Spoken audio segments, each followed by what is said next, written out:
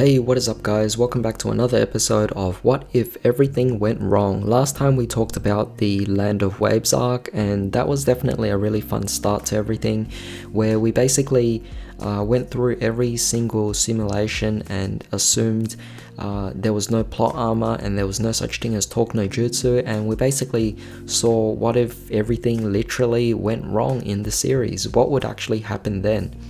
And today we're going to be continuing off with the Chunin exams arc, or rather we are starting fresh with this particular arc, but we are still going to be doing it as if everything were to go wrong.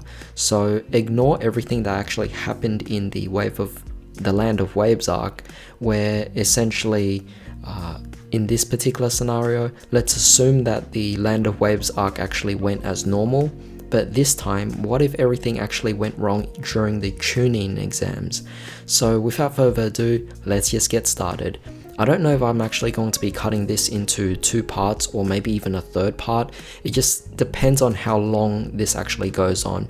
Now keep in mind the Chunin exams is a really long arc that goes, I think it begins at episode 23, 24, and it doesn't end until like 80 or something like that. So it's definitely a really long arc, and yeah, I'm just going to do my best to get through it as quickly as possible, without leaving any crucial detail, of course. Alright, so to begin, the 3rd Hokage announces that the Chunin exams is about to begin. Both Kakashi, Kurenai, and Asuma all assume that, wow, this is actually very quick, this is very soon. Even Iruka actually believes the same way as well. Now, right off the bat, if everything were to go wrong, the 3rd Hokage would immediately say, hey, the 9 rookies that just graduated, you're not even qualified for the exam, so you're out. You're not even allowed to go in because you guys have just graduated from the academy. And that's also quite plausible for the fact that Iruka might also be backing this particular statement up as well. So that would be quite interesting, and that would pretty much just delay it by potentially 1 whole year, or maybe later down the year. At this point, we know that the Chunin exams are held twice per year. However, that doesn't leave out the whole factor that Orochimaru is still planning on invading the village in the first place, so it is going to be quite interesting there. But you also have to consider the fact that there is the incident of Sasuke as well, and how Orochimaru is actually trying to get to Sasuke, and without that motive, it does actually change up quite a few things.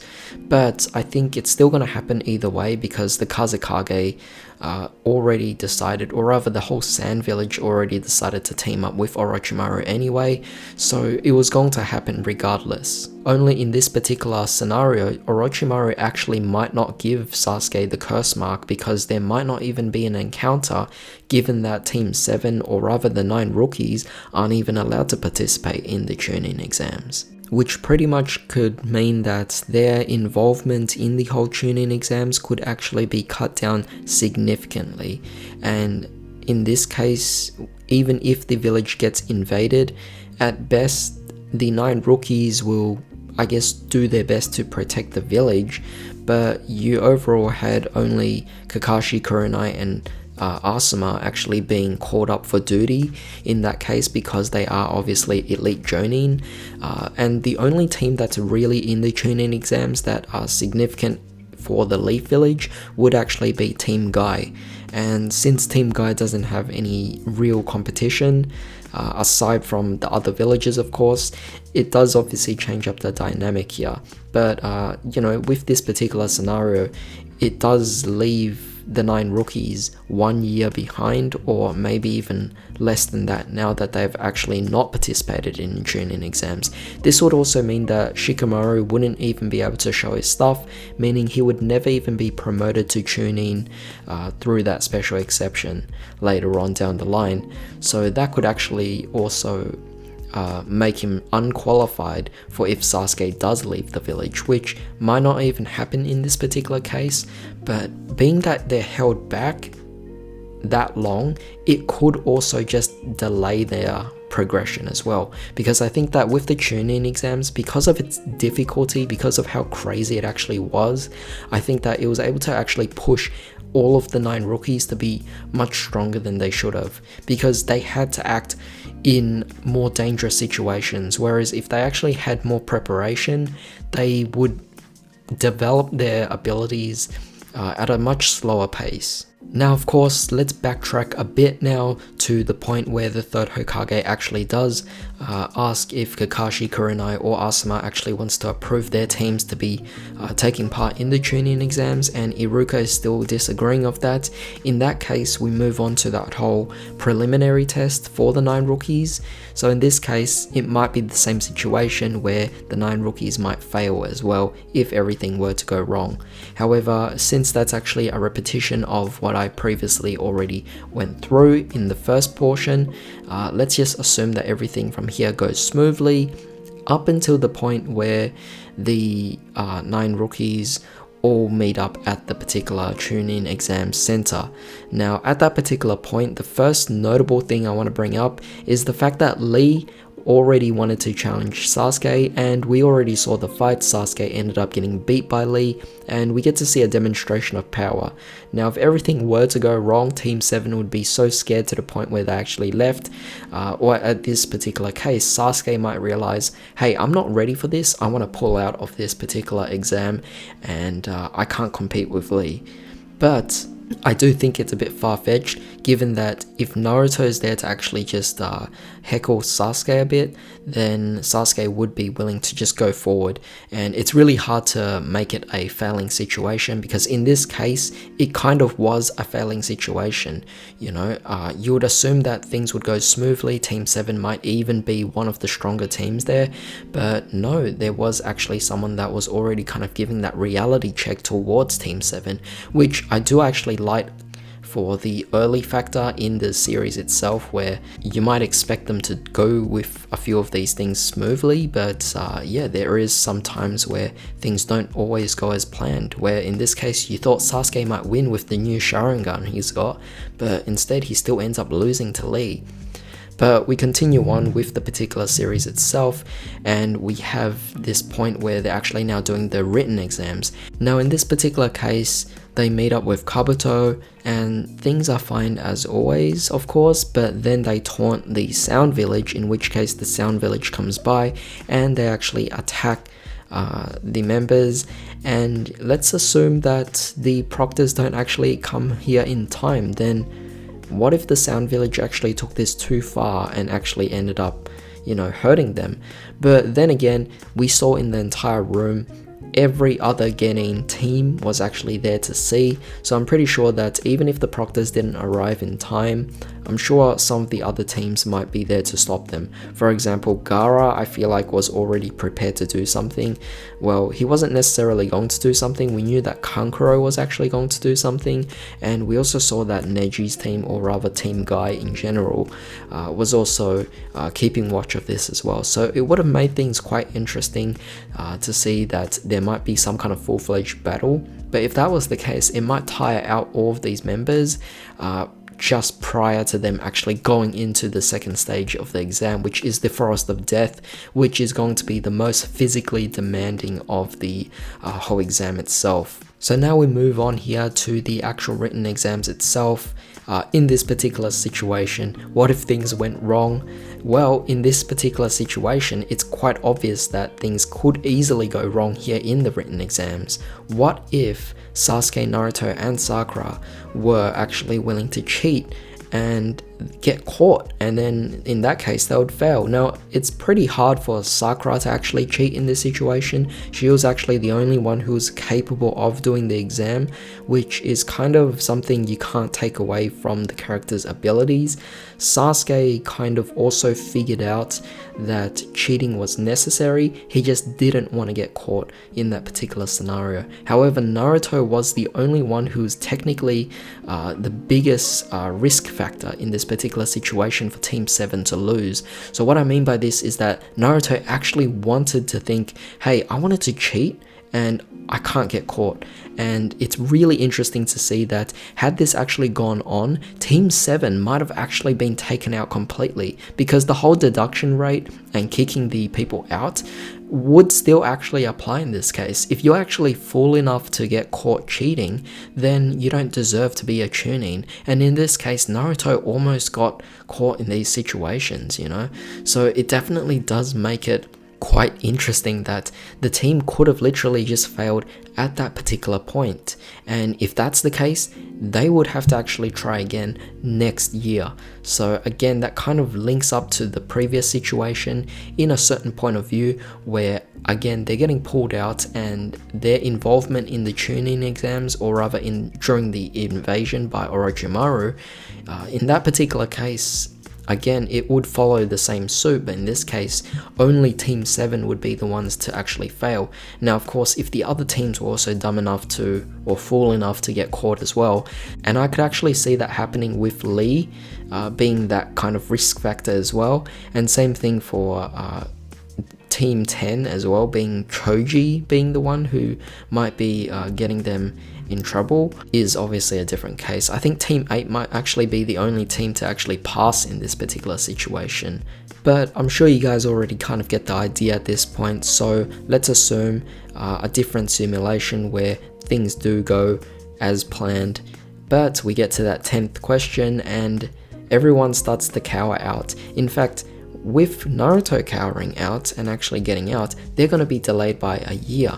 Of course, this is under the assumption that Naruto is a bit more logical, and it is kind of a big stretch, but in this particular situation, just a quick look at this situation actually, it's quite funny to see that without Naruto, a lot more teams would actually be cut down, and that's kind of what Anko was actually kind of expecting anyway from the first exam, for more people to be weeded out, and it was only because of Naruto that everyone stayed and got hyped up to continue on in the exams. So in this particular situation, seeing that Naruto might actually pull out in this case, a lot more teams would actually drop out, leaving the very, very toughest to actually continue on to the second stage. But of course, we backtrack and we continue on as if nothing happened, everything went on the same.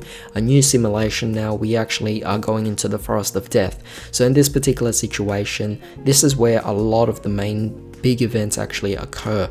So the first thing I would like to point out is that Team 8 was actually quite impressive for the fact that Team 8 was managing to be one of the first teams to actually arrive there. Of course, they did actually have that small encounter. I say encounter, it's more so they just ran into Gaara's team, which was definitely quite scary, because had they been found out in this situation, they might have actually died. They might have actually been killed by Gaara, which is actually quite crazy when you think about it. So potentially Team 8 could have been killed in that particular situation, and so you wouldn't have Kiba, you wouldn't have Shino, you wouldn't have Hinata.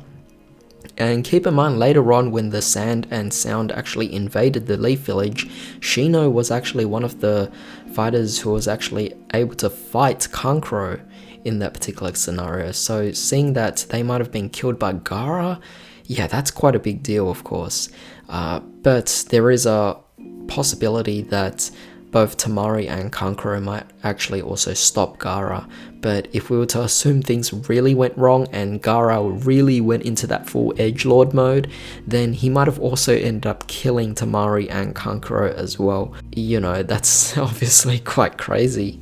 But yeah, let's look at the other teams and what might happen to them. Now, Team Guy seemed pretty confident to actually do things, but we did find out that Ino, despite her trying to, I guess, catch the attention of Neji and Neji rejecting her because she was part of a weak team, it goes to show that Team Guy is still pretty reckless. They're trying to actually seek out stronger opponents. So in this case, what if they sought out too many strong opponents to the point where they actually ended up getting defeated as a result of that? So that might have also been quite interesting, meaning they wouldn't progress to the third stage as well. However, seeing that this actually happened off screen, it's quite hard to actually see what those other teams could have potentially been, because of the fact that you actually had someone like Neji, and the fact that you also had Lee there, who hadn't even opened up any of the gates yet. So assuming that Team Guy had to go at full power, a situation where they had to take on really strong opponents, they're probably the only team that I think would be safe in this particular situation, but that would also mean that they would be tired out by the time they reached to the third stage. As for Team 7, Team 7 was kind of a bit of a different situation where they actually did encounter Orochimaru.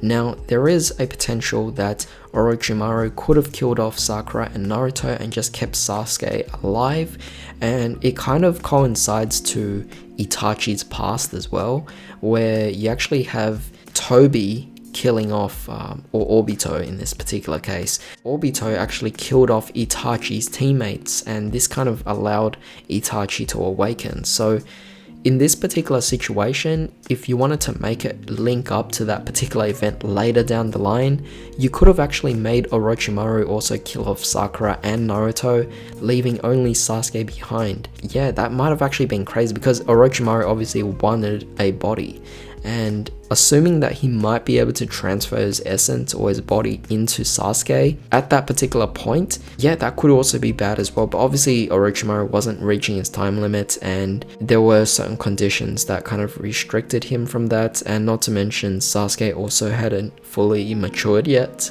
so it might not even be worth Orochimaru's time. That's one of the worst scenarios I could actually come up with, where it might have actually ended up with only Sasuke being the survivor in that case. However, with that being said, we also move on later down the line where several different events could actually happen. For example, Naruto being eaten by that snake was also a possibility of him dying there.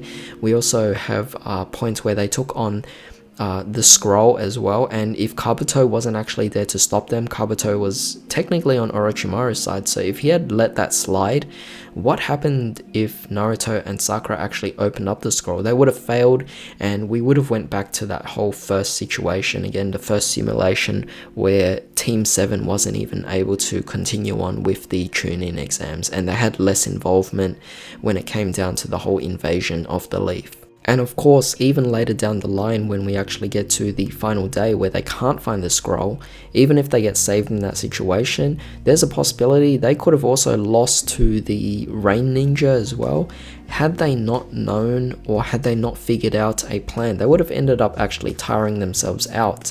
And it was only because of their so-called wit that they were actually getting through there, and I thought that was kind of like a huge plot armor for the main characters. Or rather for Team 7 and Kabuto. They were quite pushing it at that particular point with the whole plot armor for Team 7, and yeah, I just felt like in that particular battle, that was kind of like a potential that they might have been tired out and they could have failed at that particular point. Same thing kind of applied with them trying to almost open up that scroll as well, which would have led to their failure. Now, normally the story would continue where they actually finally reached a tower, which means they would actually commence the third exam. But of course, in this particular episode, we actually was able to cap off the worst case scenario, being that either some of them actually ended up dying, some of them actually ended up failing and having a lesser involvement in the actual invasion itself. And yeah, it would make things quite different for the story itself. It would more so delay them and make them weaker overall because of the fact that they're presented with less dangerous situations. Now, of course, the invasion itself would actually present the 9 genin, or the 9 rookies, to be in a more drastic situation, but I felt like the Chunin exams itself was so dangerous or so ahead of itself that it was actually able to progress the 9 rookies to a far higher level than they should be, or than they would be if they didn't participate in the exams this early on. But tell me what you guys think about this. I don't want to make this video too long. Definitely leave a like if you enjoyed it. Don't forget to also share it as well, and subscribe for more videos just like this. Leave your comments down below on what you thought about this, because in part 2 I'm actually going to be continuing off with what if everything went wrong during the Chunin exams, where we're going to be continuing off with the talk on part 3 of the exam itself, and maybe even later on in the final stage and also the invasion. However, I hope you guys have a great day. This is Enigma signing out.